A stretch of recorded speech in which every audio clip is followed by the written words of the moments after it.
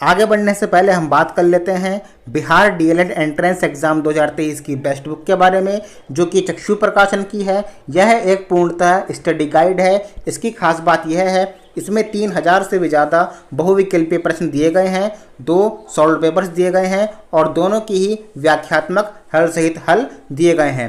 100% ये सिलेबस पर आधारित है और सामान्य हिंदी, गणित, विज्ञान, सामाजिक अध्ययन, इंग्लिश, तार्किक एवं विश्लेषणात्मक क्षमता, इन सभी को इसमें डिटेल में समझाया गया है। आप यहाँ पर अगर देखें तो पाठ्यक्रम आपको सबसे पहले नजर आ जाएगा और इस पाठ्यक्रम को आसान भाषा में पूरी डिटेल में पुस्तक में समझाया गया है। इसमें आपको मॉडल पेपर्स नजर आ जाएंगे, प्रैक्टिस सेट्स नजर आ जाएंगे, आप यहाँ पर देख सकते हैं। और इन मॉडल पेपर्स को लेकर इनके सभी हल भी यहाँ पर व्याख्यात्मक हल सहित दिए गए हैं, जो कि आपकी तैयारी को और बेहतर बना देगा। बहुत ही बेस्ट बुक होने वाली है आपके बिहार डीएलएड के एंट्रेंस एग्जाम को लेकर के।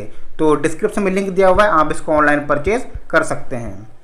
हेलो स्टूडेंट्स, आज की इस वीडियो में हम बात करने वाले हैं डीएलएड फर्स्ट सेमेस्टर के मैथ के राजन सीरीज के इंपोर्टेंट क्वेश्चंस की, जो है पार्ट टू हमने पिछली वीडियो में डिस्कस कर लिया था और उसमें से आपके एग्जाम में कुछ क्वेश्चंस जरूर आएंगे या उनके जैसे आने वाले हैं। तो इसी तरह क्वेश्चंस जो है आपके डीएलएड के सेमेस्टर एग्जाम में आते हैं और इस बार भी आने वाले हैं। चलिए बात कर लेते हैं। हमने यहाँ पर लिए हुए हैं 6 क्वेश्चन। इन 6 क्वेश्चन को किस तरह सॉल्व करना है ताकि एग्जाम में आपको कोई नंबर नहीं काट पाए।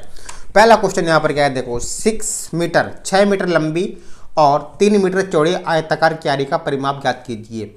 एक आयताकार परिमाप है, इसको हम आयत बोलते हैं, ठीक है, जिसकी 2 भुजाएं आमने सामने बराबर हों दोनों तरफ से, इधर से भी और इधर से भी, और यहाँ पर सीधा हो 90 डिग्री का कोण समझ के। अब ये 3 मीटर चौड़ी है, ये चौड़ाई है इसकी, और यहाँ पर 6 मीटर लंबी है, ठीक है। तो हमें इसका परिमाप ज्ञात करना है। जब भी आपसे आयत का परिमाप पूछा जाए तो सीधा सूत्र है 2 गुणा लंबाई प्लस चौड़ाई। लिखेंगे आयताकार लंबाई, लिखेंगे यहाँ पर पहले हल लिख करके, लंबाई बराबर 6 मीटर है, चौड़ाई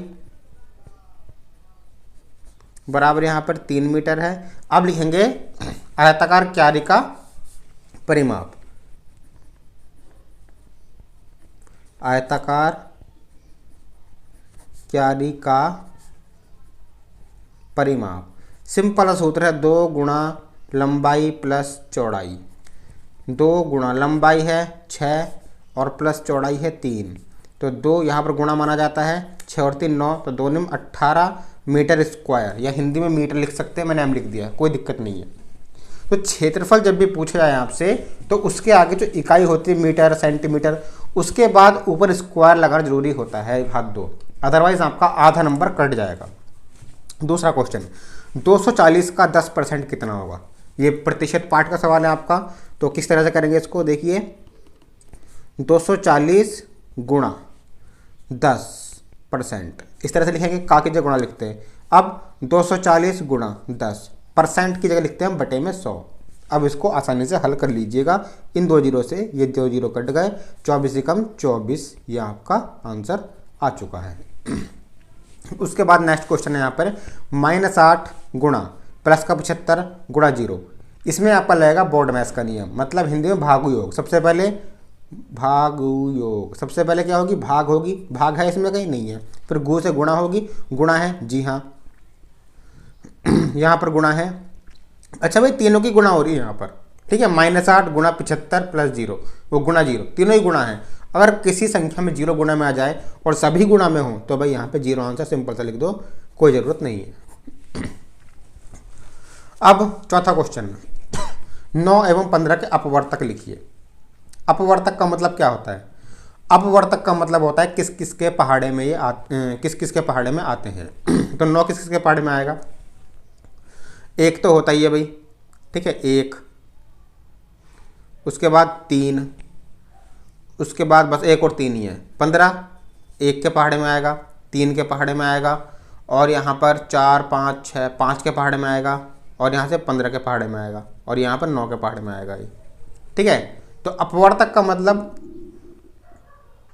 किस किस के पहाड़े में आते हैं, गुणनखंड क्या क्या है, ठीक है। और अब क्वेश्चन अपवर्तीय, तो अपवर्तक अपवर्तीय